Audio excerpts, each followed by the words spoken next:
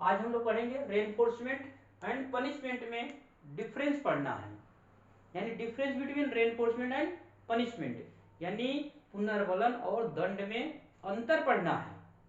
इसमें क्या पढ़ना है, ज्यादातर टीचरों को देखो ये पता नहीं रहता है पुनर्बलन क्या है, पनिशमेंट क्या है। अब पुनर्बलन पता भी है तो पुनर्बलन कितने प्रकार का है, कौन सा पुनर्बलन हमें देना है, कब कहाँ पुनर्बलन देना है, ये नहीं जानकारी। पनिशमेंट में भी अगर पनिशमेंट पता है तो पनिशमेंट के प्रकार नहीं पता है कि पनिशमेंट में कौन सा हम पनिशमेंट दे रहे हैं, कौन सा पनिशमेंट कहाँ देना है, या कौन सा रेनफोर्समेंट कहाँ देना है, कौन सा रेनफोर्समेंट कहाँ नहीं देना है, ये जानकारी टीचरों को होना चाहिए। आज जो है हम पढ़ेंगे पहला रेनफोर्समेंट क्या है। देखिए, पुनर्बलन अनुक्रिया का परिणाम है जिससे भविष्य में उस अनुक्रिया के होने की संभावना बढ़ती है। यानी कि रेनफोर्समेंट क्या है कि पुनर्बलन अनुक्रिया का परिणाम है जिससे भविष्य में उस अनुक्रिया के होने की संभावना बढ़ जाती है। मतलब अगर कोई बच्चा होमवर्क आपको करके ले आया है, दिखा रहा है, तो आप उसे तुरंत कुछ न कुछ रेनफोर्समेंट के रूप में दीजिए। इससे क्या है कि वो डेली होमवर्क करना स्टार्ट कर देगा। जैसे छोटे से बच्चे देखिए, कभी जब स्टार्टिंग पहली बार स्कूल जब जाते हैं तो परेशान करते हैं, तो गार्जियन कहते हैं कि जाओ स्कूल से जब आओगे तो तुम्हें टॉफी दूंगा, तो वो स्कूल जाता है और तुरंत आके माँ से टॉफी मांगता है। ये क्या है, ये पुनर्बलन है। इससे क्या है कि वो डेली धीरे धीरे उसकी आदत बन जाएगी, फिर स्कूल जाना स्टार्ट कर देगा। ये रेनफोर्समेंट है। पनिशमेंट क्या है कि जब किसी अनुक्रिया के होने से कुछ धनात्मक चीज परिस्थिति से हट जाती है या ऋणात्मक चीज आ जाती है तो उसे पनिशमेंट की संज्ञा दी जाती है। इससे पनिशमेंट से क्या होता है, अनुक्रिया की संभावना घट जाती है। इसमें क्या है, देखिए कि अनुक्रिया की संभावना रेनफोर्समेंट से, पुनर्बलन से अनुक्रिया की संभावना बढ़ती है। पनिशमेंट से क्या होती है कि अनुक्रिया की संभावना घट जाती है। बच्चा कोई बदमाशी कर रहा है, दो झपड़ा मार दो, बदमाशी थोड़ी करेगा, वो नहीं करेगा। इससे क्या है कि पनिशमेंट आपने दिया है, इसलिए वो अनुक्रिया नहीं करेगा, बार बार प्रयास नहीं करेगा। अब देखिए, रेनफोर्समेंट भी दो तरह का होता है, पनिशमेंट भी दो तरह का होता है। पनिशमेंट भी दो तरह का, रेनफोर्समेंट भी दो तरह का। आइए देखते हैं हम लोग। पॉजिटिव रेनफोर्समेंट क्या है कि जिसकी उपस्थिति से अनुक्रिया बढ़ती है, जिसकी उपस्थिति से अनुक्रिया बढ़ती है वो क्या है, पॉजिटिव रेनफोर्समेंट है। जैसे बच्चा होमवर्क करके ले आए, आपने स्टार दे दिया या गुड दे दिया, दूसरे दिन फिर होमवर्क करके आएगा। या बच्चा स्कूल जाता है और वापस आता है तो आप एक टॉफी देते हैं, तो दूसरे दिन फिर जाएगा कि जा रहा हूं स्कूल, टॉफी रखे रहना मम्मा, तो टॉफी के लिए फिर जाएगा स्कूल। यानी कि इससे गति बढ़ती है। जैसे स्किनर बॉक्स में चूहा लीवर को बार बार क्यों दबा रहा था, क्योंकि भोजन मिल रहा था। इससे क्या है, पॉजिटिव रेनफोर्समेंट से की उपस्थिति से अनुक्रिया बढ़ती है, यानी कि अधिगम सीखा जाता है, जल्दी से होता है अधिगम। यानी कोई चीज जो है अस्थायी की जा सकती है पॉजिटिव रेनफोर्समेंट से, यानी कि भोजन पुरस्कार देना ही चाहिए। इसीलिए इसका संकेत है S प्लस, इसे कहा जाता है स्टिमुलस प्लस, इसे कहा जाता है, यानी कि इसमें रेनफोर्समेंट दिया जाता है। अब इसमें दूसरा क्या है, निगेटिव रेनफोर्समेंट क्या होता है कि अनुपस्थित से अनुक्रिया की शक्ति घटती है। निगेटिव रेनफोर्समेंट क्या है कि हटाने से अनुक्रिया की शक्ति बढ़ जाती है। हटाने से क्या, यानी कि जो चीज अनुक्रिया करने में बाधक हो रही है उस चीज को जब हटा दिया जाता है तो प्रतिक्रिया या अनुक्रिया और तेज होने लगती है।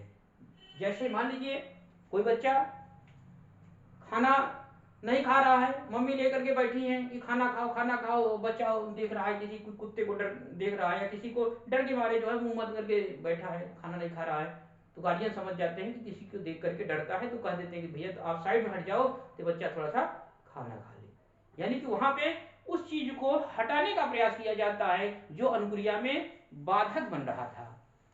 यानी कि अनुपस्थित से अनुक्रिया की शक्ति यहाँ बढ़ती है, यानी कि हटाया जाता है। इसीलिए जो है इसे यस माइनस संकेत दिया जाता है, स्टिमुलस माइनस, यानी ध्यान रखिएगा इसे यस माइनस संकेत दिया गया है इसी को। अब देखिए पनिशमेंट में ये भी दो तरह का होता है, ये पॉजिटिव पनिशमेंट और निगेटिव पनिशमेंट। पॉजिटिव पनिशमेंट क्या है पॉजिटिव पनिशमेंट इसे सकारात्मक भी बोलते हैं, ध्यान रखिएगा, धनात्मक भी बोलते हैं। यानी कि क्या है पॉजिटिव पनिशमेंट भैया? शारीरिक दंड देना। यानी कि पॉजिटिव पनिशमेंट का सीधा सा अर्थ होता है अगर बच्चा होमवर्क नहीं कर रहा है तो 2 झापड़ पीट दो। अगर बच्चा होमवर्क नहीं कर रहा है तो झापड़ पीट दो। ये क्या है?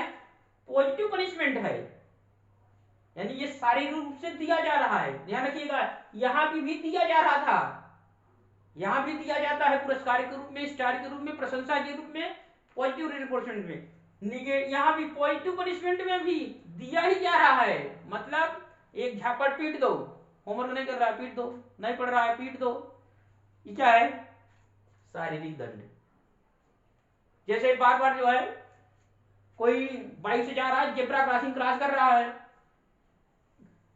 पीट दो उसे भी, मतलब चालान काट दो उसका। ये क्या हुआ? दंड, मतलब यहां दिया जा रहा है। देखिए, यानी कि अनुक्रिया की गति कम हो जाती है, वो जेब्रा क्रॉसिंग क्रॉस नहीं करेगा। यहां भी दिया जा रहा है, यहां भी दिया जा रहा है। यहां देने से अनुक्रिया की गति बढ़ रही है, यहां देने से अनुक्रिया की गति घट रही है। जो बदमाशी कर रहा लड़का होमवर्क नहीं कर रहा है, बदमाशीपन छूट जाएगा, होमवर्क करना स्टार्ट कर देगा। यानी कि जो जेब्रा क्रॉसिंग बार बार क्रॉस कर रहा है, अब रेड बत्ती देख करके ही रुक जाएगा। यानी कि यहां भी दिया जा रहा है तो यहां अनुक्रिया बढ़ती है, यहां देने से अनुक्रिया घट जा रही है। दोनों में अंतर है, ध्यान रखिएगा। पॉजिटिव रेनफोर्समेंट और पॉजिटिव पनिशमेंट में भी देखिए, वहां पे देने से अनुक्रिया बढ़ रही है, यहां देने से अनुक्रिया घट रही है।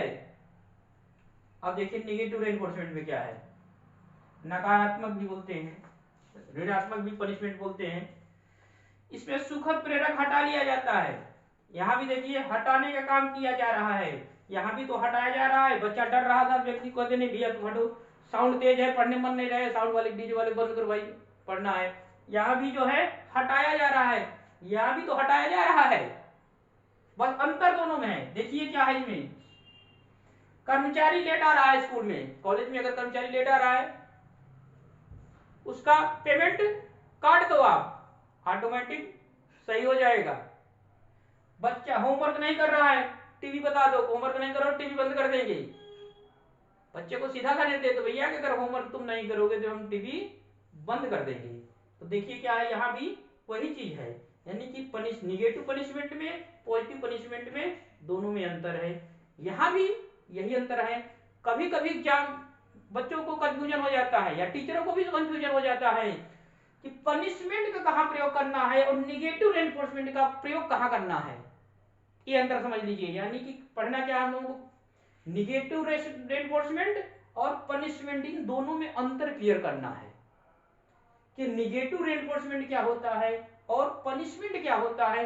इन दोनों में कंफ्यूजन काफी होता है। एक एग्जांपल समझिए, जैसे मान लीजिए आप रोड पर जा रहे हैं और आप जेब्रा क्रॉसिंग क्रॉस कर गए, तो पुलिस वाला आता है, तुरंत जो है 1000 रुपए का फाइन चालान काटता है आपका। ये चालान काटना क्या हुआ?